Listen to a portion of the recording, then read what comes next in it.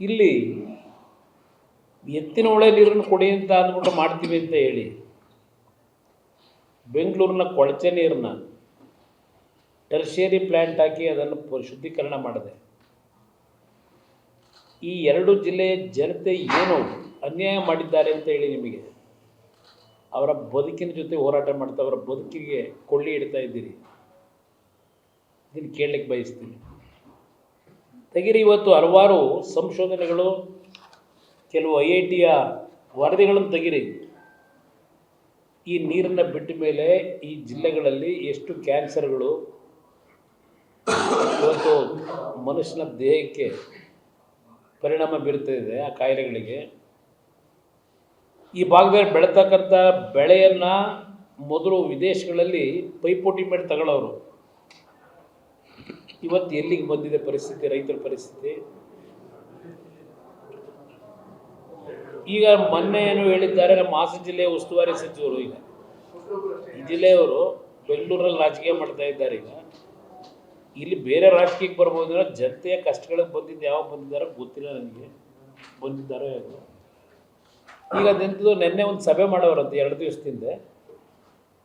ಆ ಸಭೆಯಲ್ಲಿ ಎಲ್ಲ ಜಿಲ್ಲಾಧಿಕಾರಿಗಳು ಎಲ್ಲರೂ ಕರೆಸಿ ಏನು ಚರ್ಚೆ ಮಾಡಿ ಈಗ 2027 ಬಹುಶಃ ಜೂನ್ ಜುಲೈಗೂ ಏನೋ ನೀರು ಕೊಡ್ತೀವಿ ಅಂತ ಹೇಳಿದ್ದಾರೆ.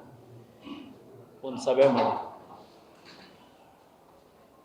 ಆ ಕಾಲುವೆಗಳು ಕಟ್ಟಿರ್ತಕ್ಕಂಥ ಪರಿಸ್ಥಿತಿ ಏನಿದೆ, ಸುಮಾರು 2900 ಕೋಟಿ ವೆಚ್ಚದಲ್ಲಿ ಮೋಟ್ರ್ಗಳು ಮತ್ತು ಕೆಲವು ಅದಕ್ಕೆ ಬೇಕಾದಂಥ ತಾಂತ್ರಿಕ ವಸ್ತುಗಳನ್ನೇನು ಕೊಂಡುಕೊಂಡಿದ್ದಾರೆ ಅವೆಲ್ಲ ಇವತ್ತು ಜಂಕ್ ಹಿಡಿದೋಗಿದೆ ಅಂತೇಳಿ CAG ರಿಪೋರ್ಟ್ ಕೊಟ್ಟವರು.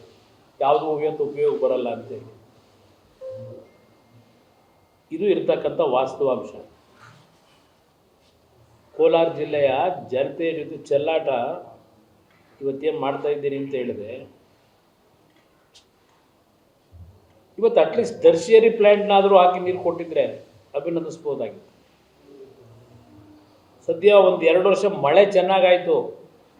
ಮಳೆ ಚೆನ್ನಾಗಿದ್ದರಿಂದ ಸ್ವಲ್ಪ ಕೊಳತೆ ನೀರುಗಳು ಹರಿದು ಹೋಗಿದೆ ಹೊರಗಡೆ.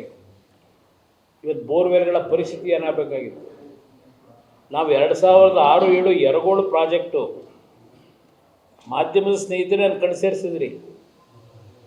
ಚಿತ್ರಾವತಿ ನದಿ ಡ್ಯಾಮ್ನ ಇನಾಗ್ರೇಷನ್ಗೆ ಬಂದಾಗ ನಮ್ಮ ಬಾಗೇಪಲ್ಲಿನಲ್ಲಿ ಅವತ್ತು ಸಂಯುಕ್ತ ಕರ್ನಾಟಕದ ಪತ್ರಿಕೆ ಬರೆದಿರಿ ನೀವು ಯರಗೋಳು ಬಗ್ಗೆ.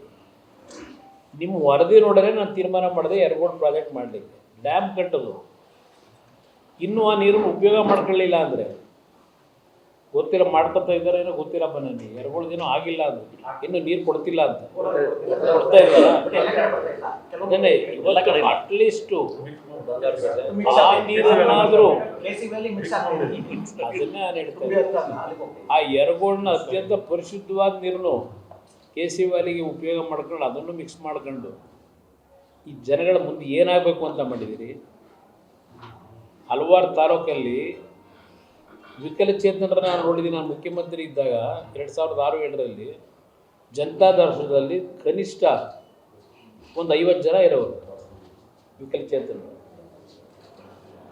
ನಾನು ಕಣ್ಣಾರೆ ನೋಡಿರ್ತಕ್ಕಂಥ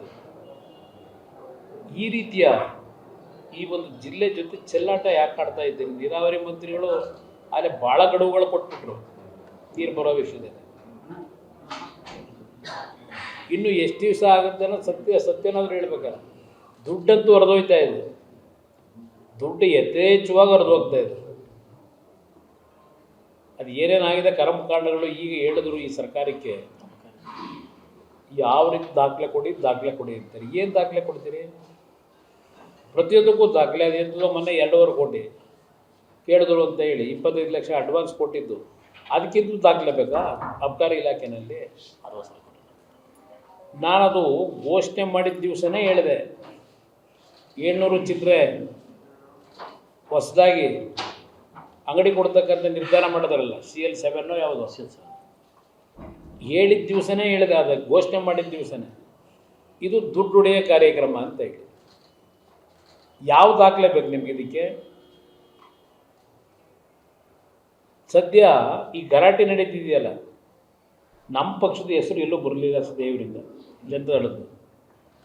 ನಾನು ಇವ್ರ ಜೊತೆ ಸರ್ಕಾರ ಮಾಡಿದಾಗ ನಮ್ಮ ಅಧಿಕಾರಿಗಳಿಗೆ ಹೇಳಿದೆ, ಫೈನಾನ್ಸ್ ಸೆಕ್ರೆಟ್ರಿಗೆ, ಈ ಇಲಾಖೆ ನಾನು ಯಾರ ಕೈಗೂ ಕೊಡಲ್ಲ, ನನಗೆ ಬೇಕಾಗಿರೋದು ನನ್ನ ರೈತರ ಸಾಲ ಮನ್ನಾ ಮಾಡಲಿಕ್ಕೆ ನನಗೆ ದುಡ್ಡಿನ ಅವಶ್ಯಕತೆ ಏನಿದೆ, ಸೋರಿಕೆ ಆಗೋದು ಬೇಡ, ಇವೆಲ್ಲ ಮಂತ್ಲಿ ಕಲೆಕ್ಷನ್ಗಳು ಇವೆಲ್ಲ ಏನು ನಡೀತಿದೆ ಇದೆಲ್ಲ ನನ್ನ